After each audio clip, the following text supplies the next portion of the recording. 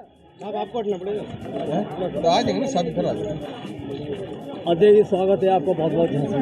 भैया भैया शुरू हम करें कि आप करोगे? आप करिए, आप चलिए।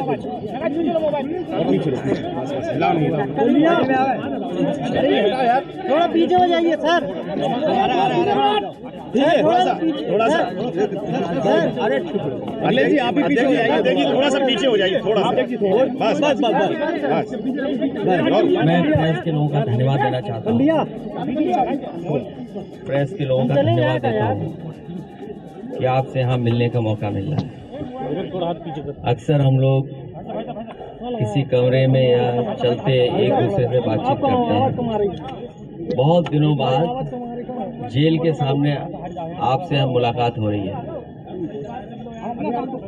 जब से भारतीय जनता पार्टी की सरकार आई है, लगातार लोगों पर झूठे मुकदमे लग रहे हैं और सरकार साजिश करके, षड्यंत्र करके, अधिकारियों पे दबाव बना करके झूठे मुकदमे लगा रही है। इस सरकार में जहां महंगाई चरम सीमा पर है, बेरोजगारी चरम सीमा पर है, वहीं आप न्याय की उम्मीद नहीं कर सकते। इस सरकार ने न्याय खत्म कर दिया है। न्याय की उम्मीद आप हम कोई नहीं कर सकते। हम और आप तमाम उदाहरण देख रहे हैं उत्तर प्रदेश में। याद कीजिए वो बलिया में जो पत्रकार जिन्हें पुलिस ने जेल भेज दिया था, बनारस में तमाम समाजवादी कार्यकर्ता जिन्होंने इलेक्शन कमीशन की जो ईवीएम्स जा रही थी, जिसमें वहां के जिलाधिकारी को हटना पड़ा था और बाहर से एक ऑब्जर्वर तैनात किया गया था। कमी और गलती प्रशासन की थी, लेकिन उसमें बड़ी संख्या में समाजवादी कार्यकर्ताओं को जेल भेजा गया। रमाकांत यादव पूर्व सांसद विधायक, जिनका बहुत पुराना मुकदमा, वर्षों पुराना मुकदमा, दबाव बना करके उन्हें जेल भेज दिया गया। आपके पड़ोस के जिले में इरफान विधायक, इरफान सोलंकी के पिताजी विधायक रहे, कई बार विधायक रहे। उनके परिवार की एक अपनी प्रतिष्ठा है, सम्मान है। इरफान सोलंकी कई बार विधायक रहे, उन्हें भी साजिश का शिकार होना पड़ा, उन्हें जेल जाना पड़ा। भारतीय जनता पार्टी अभी तक हार से उभर नहीं पाई है। समाजवादी पार्टी जो सड़कों पे जो तेवर दिखाती थी, मैंने आपसे कहा कि समाजवादी पार्टी अभी मैनपुरी के चुनाव में जो भारतीय जनता पार्टी की हार हुई है, वो उभर नहीं पाए भारतीय जनता पार्टी के लोग, और इसीलिए आप देख रहे होंगे कि चुनाव अभी नहीं करा पा रहे हैं। मेयर किसके हैं? सबसे ज्यादा बीजेपी के। सबसे ज्यादा गंदगी कहाँ? जहां मेयर बीजेपी के। सबसे ज्यादा कूड़ा कहाँ? बीजेपी के जहां मेयर हैं। सबसे ज्यादा डेंगू कहाँ है? जहां बीजेपी के मेयर हैं।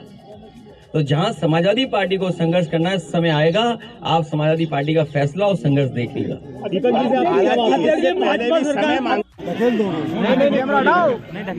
भैया नीचे करो कैमरा यार, चालू करो। अरे यार तुम लोग यार सब। हेलो भैया, सरकारी नौकरी दें उसको, क्या सरकार दे पा रही है?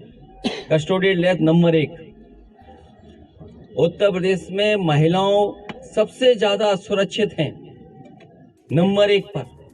किसान आत्महत्या कर रहा है, जो पैदावार की मूल्य मिलना चाहिए या खरीद होनी चाहिए वो है नहीं। अग्निवीर अग्निपथ के नाम पर जो नई योजना बनाए, अभी मुझे फर्रुखाबाद का याद है, 1,26,000 नौजवान उसमें फॉर्म भरे, 200 को भी नौकरी सरकार ने नहीं दी। सोचिए ये हालत है। और जब सीमा असुरक्षित है, सीमा तो है ही असुरक्षित, और हमारा बाजार भी चीन के हवाले, सीमा पर चीन आगे घुसता चला जा रहा है और बाजार उनके हवाले कर दिया। इनके पास कोई रास्ता नहीं है, केवल प्रोपेगेंडा प्रचार करना और विपक्षी पार्टियों पे झूठे मुकदमे लगाना, एजेंसियों को खुली छूट दे देना कि जाओ और परेशान करो जाके विपक्षी नेताओं को, विपक्षी कारोबारियों को। अखिलेश जी, जिस तेवर के लिए समाजवादी पार्टी जानी जाती थी, वो तेवर नहीं। भारतीय जनता पार्टी अभी तक हार से उभर नहीं पाई है। समाजवादी पार्टी जो सड़कों पे जो तेवर दिखाती थी, मैंने आपसे कहा कि समाजवादी पार्टी अभी मैनपुरी के चुनाव में जो भारतीय जनता पार्टी की हार हुई है वो उभर नहीं पाए भारतीय जनता पार्टी के लोग, और इसीलिए आप देख रहे होंगे कि चुनाव अभी नहीं करा पा रहे हैं। मेयर किसके हैं? सबसे ज्यादा बीजेपी के। सबसे ज्यादा गंदगी कहाँ? जहां मेयर बीजेपी के। सबसे ज्यादा कूड़ा कहाँ?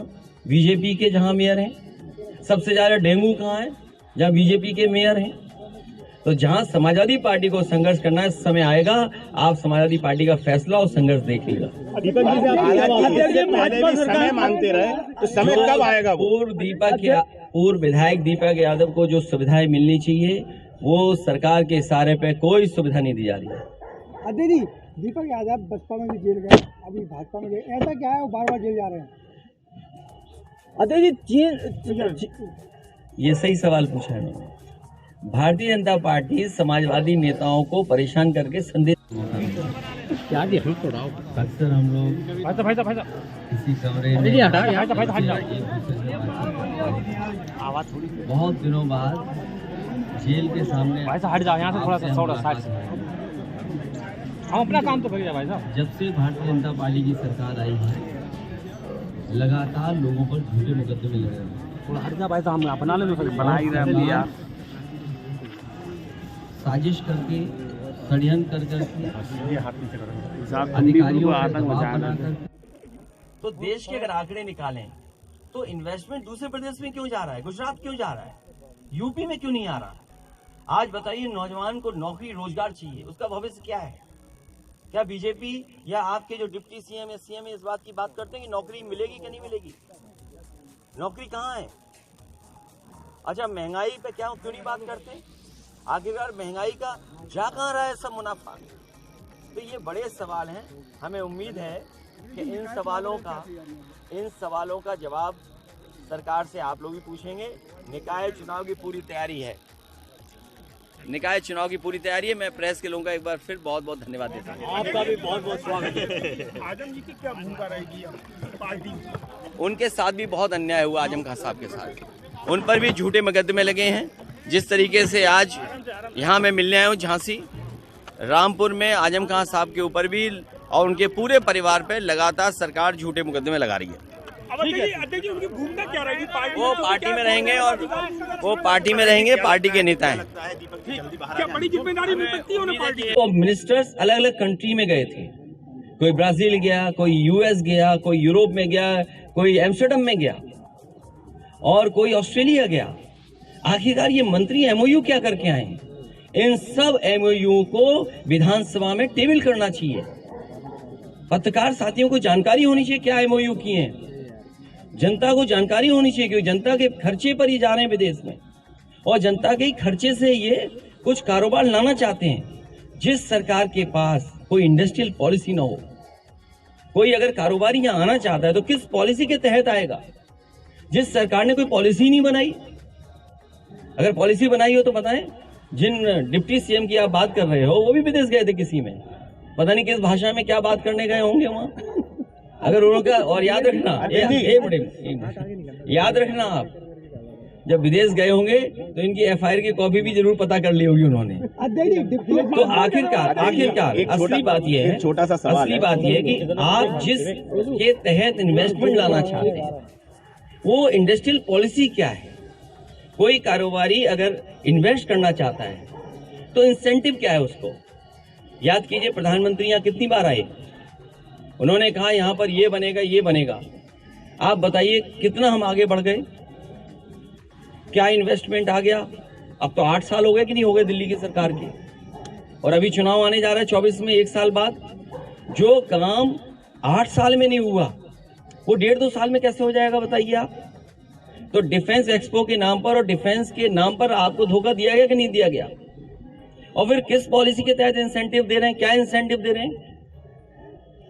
कोई है पॉलिसी? और आपको अच्छी तरह याद होगा, इसी शहर में आकर के मुख्यमंत्री जी ने कहा कि हम दिल्ली से जोड़ देंगे एक्सप्रेसवे से। आप बताओ, आपके बुंदेलखंड एक्सप्रेस कितना दूर है यहाँ से? क्या झांसी जुड़ गया आपका एक्सप्रेसवे से? वो भूल गए आप, क्योंकि मुख्यमंत्री जी पहली बार आए थे। उन्हें ये नहीं पता था कि झांसी से दिल्ली जाने के लिए क्या रास्ता होगा।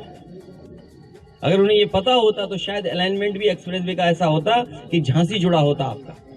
अध्यक्ष जी, समाजवादियों का नगर निकाय चुनाव आ गए हैं, आपकी क्या रणनीति है? हमारी रणनीति जीतने वाली है। अध्यक्ष जी, समाजवादियों का आपके जिलाध्यक्ष पर केस हो गया है। क्या चीज? आपके आने से आपके जिलाध्यक्ष पर एक मुकदमा लिखा। वो हमारे लिए स्वागत है, बधाई अध्यक्ष जी, दी। ये स्वागत सूद समेत वापस करेंगे क्या? नहीं, ये कहना लोकतंत्र में ठीक भाषा नहीं होगी। आप चाहो तो वापस कर दो। पंचायत चुनाव में आपने कहा था, अभी नहीं, ये कह नहीं सकते। वैसे की पार्टी के जिलाध्यक्ष के ऊपर भी मारपीट रंगदारी का आरोप लगा, क्या कहेंगे? ये भी हमारे स्वागत में हो रहा है। अध्यक्ष जी, आज के टाइम पे अभिनय विधायक और सदर विधायक की लड़ाई चल रही, क्या बात है? बार बार उनका कहना ये है कि समाजवादी पार्टी का जन्म अपराधियों का राजनीतिकरण करने के लिए हुआ है। और उनका राजनीतिक जन्म किससे हुआ है? फर्जी पर्ची बेच करके। अध्यक्ष जी एक मंत्री मुकदमा किस चीज का था? हमारा पत्रकार साथी सही कह रहा है। हमारा पत्रकार साथी एक बताना चाहता है कि मुख्यमंत्री जी ने अपने मुकदमे वापस लिए, डिप्टी सीएम ने अपने मुकदमे वापस लिए, लेकिन हमारे पत्रकार साथी ये बताओ, मुख्यमंत्री जी ने और डिप्टी सीएम ने अपने कौन सी धाराएं वापस ली हैं? और ये साथी जो कह रहे हैं विधायकों में, ये एक जिले का नहीं है मामला।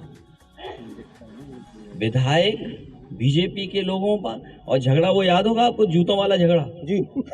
हाँ यार, कितने जूते मारे थे एक दूसरे में, कितने होगी क्या? पता नहीं क्या हो जाए बीजेपी के साथ। ये इसीलिए मैं कहना चाहता हूँ, ये सच है कि अपनी नाकामी छिपाने के लिए। आप बताइए झांसी में क्या किया? सैनिक स्कूल किसने बनाया? समाजवादी सरकार में बना। क्या बजट ये दे पा रहे हैं? मेडिकल कॉलेज का जो 500 बेड सुपर स्पेशलिटी का वार्ड बने वो समाजवादी सरकार में क्या बजट ये दे पा रहे हैं? एम्बुलेंस की क्या दुर्दशा है? आपकी 100 नंबर 200 बार क्या दुर्दशा कर दी? पैरामेडिकल का क्या बजट दे पा रहे हैं? और झांसी और आसपास के नौजवान बताएं, क्या बेरोजगारी है कि नहीं है? क्योंकि इनके पास किसी समस्या का समाधान नहीं है, इसलिए जानबूझ करके पॉलिटिकल पार्टियों को उलझा के रखना। अध्यक्ष जी, राजनीतिक गलियारों में इस तरीके की चर्चा है कि भाजपा के कई विधायक आपके संपर्क में है, वो 2024 के बाद उत्तर प्रदेश में कुछ उलट पलट हो सकता है। मेरे पत्रकार साथी, अगर आप ये कह रहे हो, तभी देखा ना आपने, ये जो लोकतंत्र की दुहाई देते हैं, सदन कितनी देर चलाया इन्होंने? 3 दिन के लिए सत्र बुलाया गया, 2 दिन सत्र चला, 6 घंटे में पूरा सब काम करके भाग गए। ये सदन बुलाए तब इनको महसूस होगा। और मैं तो कहना चाहता हूं कि जो पहला इन्होंने इन्वेस्टमेंट मीट किया था, जिसमें देश के बड़े बड़े उद्योगपति आए थे, MOU किए थे, उसके बाद एक डिफेंस एक्सपो किया था इस सरकार ने, जिसमें बड़े बड़े डिफेंस के कारोबारी लोगों से MOU किए थे। और इस बार जो ग्रुप ऑफ मिनिस्टर्स अलग अलग कंट्री में गए थे, कोई ब्राजील गया, कोई US गया, कोई यूरोप में गया, कोई एम्स्टर्डम में गया और कोई ऑस्ट्रेलिया गया। आखिरकार ये मंत्री MOU क्या करके आए? होना पड़ा, उन्हें जेल जाना पड़ा। और झांसी के लोग, और हम समझते हैं आप पत्रकार साथियों को सब पता है कि दीपक यादव पूर्व विधायक झूठे मुकदमे लगा करके उन्हें जेल भेजा गया है। ये सरकार केवल संदेश देना चाहती है, क्योंकि हर मुद्दे पर ये सरकार नाकाम है, असफल है। दिल्ली की सरकार हो, यूपी की सरकार हो। दिल्ली में पिछले 8 वर्षों से सरकार चल रही है, यूपी का 6वां साल पूरा होने जा रहा है।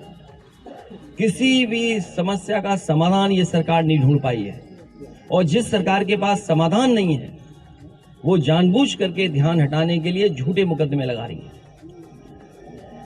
दीपक यादव पूर्व विधायक, उनके बेटे हैं। मुझे याद है उस दिन, जिस दिन पुलिस इनके घर में घुस करके इनके बेटे को उठा करके ले गई और कहा कि पिताजी हाजिर हों तब बेटे को छोड़ेंगे। उस दिन भी बड़े बड़े अधिकारियों से मैंने बात की। अधिकारी कह रहे हैं हम पे दबाव है। एक अधिकारी से पूछा, वो कह रहा दबाव है। उससे बड़े अधिकारी से पूछा तो बोला हम पर दबाव है। जो सबसे बड़ा अधिकारी है वो कह रहा हम पर दबाव है। सुन लो, तो आखिरकार दबाव किसका है? सरकार, मुख्यमंत्री खुद कर रहे हैं फंसा रहे लोगों को। जिस प्रदेश का मुख्यमंत्री खुद फंसाए लोगों को, आप कितने भी ईमानदार होंगे आप जेल चले जाओगे। इस प्रदेश में न जाने कितने सच्चे साथी जो पत्रकार थे, जिन्होंने सच्ची खबर दिखाई, उन पे झूठे मुकदमे लगा के सरकार ने जेल भेजा उन्हें। और समाजवादी पार्टी क्योंकि मुख्य विपक्षी पार्टी है, इसलिए चिन्हित कर करके इनके नेताओं को फंसाना, इनके नेताओं पे झूठे मुकदमे लगाना, इन नेताओं को बदनाम करना, क्योंकि जनता का और विपक्षी पार्टी का ध्यान न जाए कि आखिरकार समस्या क्या है। क्या आपको याद नहीं जिस समय उत्तर प्रदेश का चुनाव शुरू होने जा रहा था कि एक इत्र व्यापारी पर छापा मारा और 250 करोड़ निकला है। अखबार से लेकर के टीवी ने ही प्रचार किया कि समाजवादी इत्र का व्यापारी है। जब सच्चाई सामने आई तो बताओ वो किसका व्यापारी था। और उसके बाद लगातार छापे पड़े हैं। तो जितनी भी संस्थाएं हैं उनको इशारा किया गया है कि विपक्ष के जितने लोग हैं उनके खिलाफ झूठे मुकदमे लगाइए, साजिश करिए, उन्हें जेल भेजिए। दीपक यादव को और समाजवादी पार्टी को मैं कह सकता हूं, बदनाम करने में ठीक भाषा नहीं होगी। आप चाहो तो वापस कर दो। पंचायत चुनाव में अभी नहीं, ये कह नहीं सकते। वैसे तो ये गांव की भाषा में होता है पूरी के संग गुना देना। अब आप क्या कहा जाता है? क्या लगता है ये भाषा समाजवादी की नहीं हो सकती। चुनाव निष्पक्ष होगा? अध्यक्ष जी क्या लगता है? मैं बता रहा हूँ, जो ये भाषा समाजवादियों की नहीं हो सकती। लेकिन कहावत ये भी है कि पूरी के संग गुना वापस करना, यही है कहावत के नहीं। क्या कहावत है? ये ठीक है, लेकिन ये समाजवादियों का व्यवहार ऐसा नहीं है। क्या लगता है निकाय चुनाव निष्पक्ष होगा? अध्यक्ष जी हमारी देखिए सवाल ये नहीं कौन, देखिए आप अपने आप कहानी मत बनाइए। ये कहावत है चंडू खाने की गप, ये सब मत सुनो शुरू कर। अध्यक्ष जी क्या लगता है? हमारी भावना है कि भारत जोड़ो, हमारी भावना है उसके साथ, लेकिन सवाल ये है कि बीजेपी हटाएगा कौन? बीजेपी कैसे हटेगी? अध्यक्ष जी अभी कुछ दिन पहले डिप्टी सीएम झांसी आए थे, उन्होंने कहा था कि समाज को लेकर। तो अध्यक्ष जी क्या लगता है डिप्टी सीएम सही में तो टच में नहीं है आपके? क्या चीज? आपने कहा है डिप्टी सीएम को तंज करके कि 100 विधायक ले आओ सरकार। तंज क्या होता है? अरे भाई हमारे पास 100 विधायक हैं, बस 125 हो सकते हैं हम पर, मान लीजिए। भाई उनकी ख्वाहिश ये कि मुख्यमंत्री बन जाए, वो बन ही नहीं पा रहे, तो कौन बनाएगा उन्हें? डिप्टी सीएम ने जो आना चाहे, ऑफर खुला है, जो ले आए। अध्यक्ष जी डिप्टी अरे हम तो खाली बैठे हैं ना। डिप्टी सीएम ने झांसी में कहा था कि समाजवादी पार्टी माफियाओं की पार्टी है और माफियाओं के डिप्टी सीएम का नाम लीजिए जी। डिप्टी सीएम का नाम लीजिए। कौन डिप्टी सीएम? केशव प्रसाद मौर्य ने कहा था। उनकी एफआईआर में क्या है जो केस वापिस हुआ? उन्होंने ये कहा था वो ठीक है, माफियाओं के सरगना है अखिलेश यादव। बात मैंने स्वीकार कर ली जो बात आप कह रहे हो, लेकिन मैं पत्रकार साथी जानना चाहता हूँ कि जो डिप्टी सीएम है दोनों, पहले डिप्टी सीएम पर जिनके बारे में आप कह रहे हैं, उन पे मुकदमा कायदा था जो पर्ची वापस ली थी उन्होंने? क्या मुकदमा था उन पे? किस बात का चंदा लिया था उन्होंने? भाई जो डिप्टी सीएम पर मुकदमा हो, और वो भी किस बात का? पूजा पाठ में चंदा लेने का, उसकी पर्ची फर्जी छपवाई हो, उसका क्या जवाब दे बताओ आप? हमसे ये पूछो कि सैनिक स्कूल में बजट क्यों नहीं आया? और फिर जो डिप्टी सीएम है पहले किस बात के मंत्री थे, किस विभाग के मंत्री थे? उनका प्रमोशन हुआ है डिमोशन हुआ है? नहीं, उनका प्रमोशन हुआ कि डिमोशन हुआ? और जिस विभाग को दे दिया गया उस विभाग में बजट ही नहीं है, ये पता है आपको? वो तो कह रहा है इस बार नहीं, जो विभाग उन्हें मिला सब बजट नहीं है। जो डिप्टी सीएम उनको इशारा किया गया है कि विपक्ष के जितने लोग हैं उनके खिलाफ झूठे मुकदमे लगाइए, साजिश करिए, उन्हें जेल भेजिए। दीपक यादव को और समाजवादी पार्टी को मैं कह सकता हूं, बदनाम करने के लिए ये मुकदमे लगाए जा रहे हैं, और एक दो पे नहीं, चिन्हित कर करके। और फिर कितना हैरेसमेंट किया जा सकता है वो किया जा रहा है।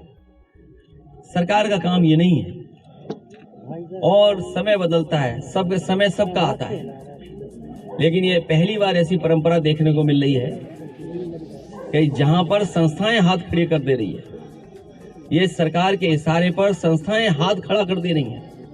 इससे दुखद लोकतंत्र में कुछ नहीं हो सकता। याद कीजिए, इन्होंने जिला पंचायत लूटी, ब्लॉक प्रमुखी के चुनाव लूटे, विधानसभा के चुनाव में जब हार रहे थे जो कुछ कर सकते थे इन्होंने किया। जनता ने मतदान किया, जनता जिस तरह के परिणाम चाहती थी वो परिणाम नहीं आए। लेकिन अगर इन्हें बहुमत मिल गया है, बहुमत का मतलब ये नहीं है कि पूरा का पूरा लोकतंत्र खत्म कर दें।